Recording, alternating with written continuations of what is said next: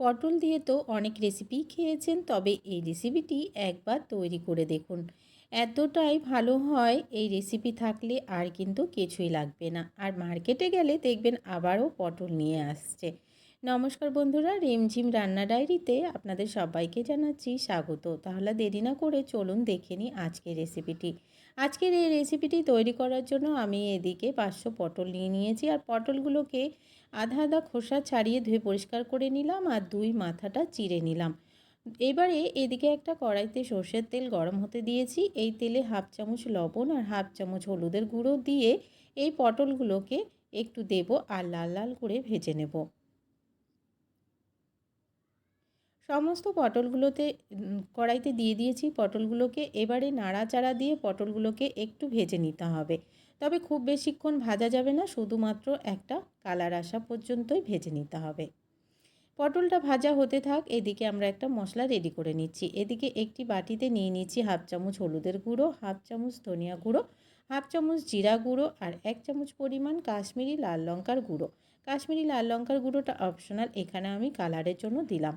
খুব ভালো করে এবারে জলের সাথে গুলে নেব এই মশলাটাকে।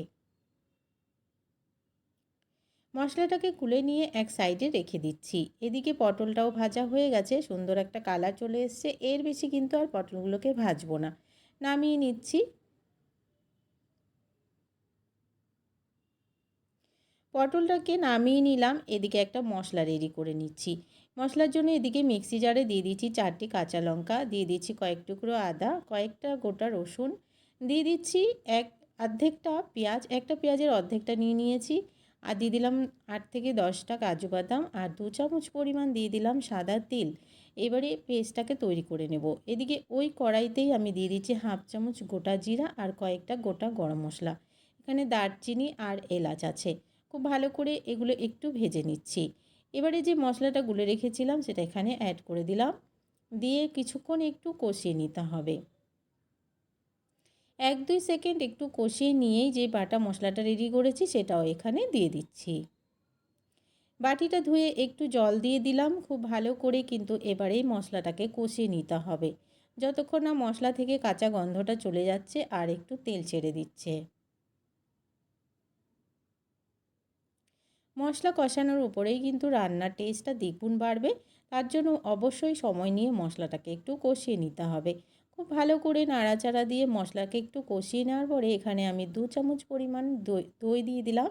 দইটাকে একটু ফেটিয়ে নিলাম, দিয়ে আবারও খুব ভালো করেই মশলাটাকে কষিয়ে নেব। মশলাটাকে খুব ভালো করে কিছুক্ষণ নাড়াচাড়া দিয়ে একটু কষিয়ে নিচ্ছি। আর কিছুক্ষণ একটু ঢাকা দিয়েও রেখে দেবো, যাতে মশলাটা খুব সুন্দরভাবে কষে যায়। এই পর্যায়ে আমি এখানে পটলটা অ্যাড করে দিলাম আর দিয়ে দিলাম পরিমাণ মতো লবণ।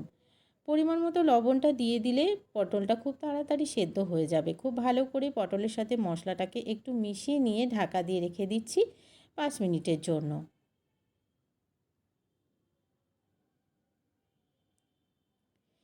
5 মিনিট পর আবারও দেখে নিচ্ছি। তো দেখুন খুব ভালোভাবে কিন্তু মশলাটাও কষে গেছে আর তেল ছেড়ে দিচ্ছে মশলা থেকে। আবারও একবার একটু নাড়াচাড়া দিয়ে মিশিয়ে নিলাম। এবারে বন্ধুরা এখানে পরিমাণ মতো জল অ্যাড করে দিচ্ছি। এই রেসিপিটি একটু গ্রেভি হবে, তার জন্য আমি এখানে 1 গ্লাস পরিমাণ জল অ্যাড করে দিলাম।